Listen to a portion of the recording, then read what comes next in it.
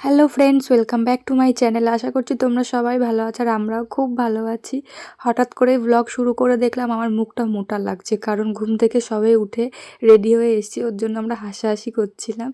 আজকে ছিল কার্তিক পুজো। দিদি সকালবেলায় ফোন করে বললো ওদের বাড়িতে কার্তিক পড়েছে, তাই আমাদের সবার নিমন্ত্রণ। মা আসেনি, তাই আমি আর বোন মিলে বেরিয়ে পড়লাম দিদি বাড়ির উদ্দেশ্যে। নিয়ে নিলাম মিষ্টি, তারপরে চলে আসলাম মামা বাড়িতে। মামা বাড়ি, মাসি বাড়ি সবাই মিলে যাবো। আর এই দেখো এক টোটোতে কতজন মিলে উঠেছি।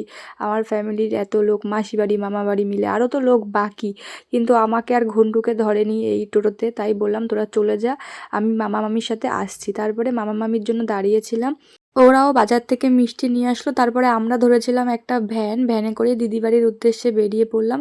আজকে আমাদের আবার একটা অন্য বাড়িতেও নিমন্ত্রণ ছিল। দিদি বাড়িতে এসেই দেখছি ওদের উঠোনে রান্না বান্না শুরু হয়ে গেছে।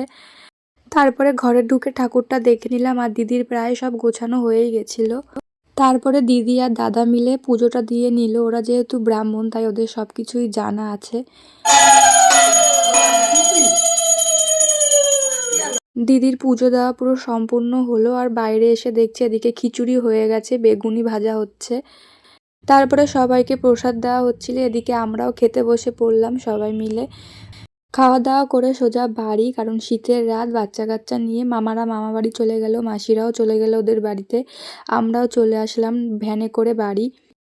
বাড়িতে এসেই মাকে নিয়ে চলে আসলাম আমাদের পাড়ায় দাদার বাড়িতে কার্তিক পুজোয়। মা যেহেতু দিদি বাড়ি যায়নি, ওর জন্য মা জোর করে আমাদের নিয়ে আসলো। আর এদিকে আমি আর বোন ভাবছি আমরা খাবো কি করে, দিদি বাড়িতে পেট ভরে খেয়ে আসলাম, এদিকে মা আমাদের জোর করে নিয়ে আসলো। আর দাদার বাড়িতে দেখো 4টে কার্তিক পুজো পড়েছে। কদিন আগে দাদার ছেলে হয়েছে, ওর জন্য দাদা বড় করে পুজো দিল। তারপরে আমরা অল্প করে খাওয়া দাওয়া করে বাড়ির দিকে রওনা দিলাম। তো আজকে ভিডিওটা এটুকুই। সবাই ভালো থেকো, সুস্থ থেকো। আবার নতুন কোনো ভিডিও নিয়ে খুব তাড়াতাড়ি আসছি। টাটা।